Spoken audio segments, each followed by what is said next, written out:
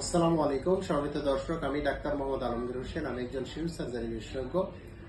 প্রতিবারের মতো এবারও একটি গুরুত্বপূর্ণ বিষয় নিয়ে কথা বলবো, বাচ্চাদের প্রি অরিকুলার সাইনাস।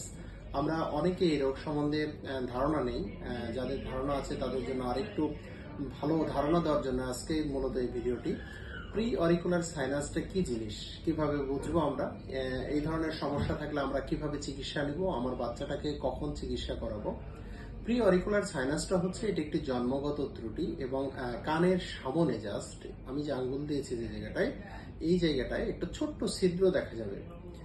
উপর থেকে মনে হবে এই ছিদ্রের গভীরতা খুব বেশি নয়। আসলে এই প্রি অরিকুলার সাইনাসের উপরে যতটুকু দেখা যায় তার বেশ কয়েক গুণ ভিতরে পর্যন্ত এক্সটেনশন থাকে এবং এটাতে একটা সময় সিক্রেশন জমে বা ব্যাকটেরিয়া বা বিভিন্ন ধরনের ময়লা জমে, সেখানে একটা সময় সিস্টের মতো হয় এবং সিস্ট থেকে অ্যাবসেসে পরিণত হয় এবং এই ধরনের বাচ্চারা এখানে কানে ব্যথা অনুভব করে, জ্বর আসে। এই সমস্যাটি যখন বারবার হবে তখন এই ইনফেকশনটা অনেক বেশি ভিতরের দিকে চলে যাবে, তখন আরো বেশি কমপ্লিকেটেড হবে।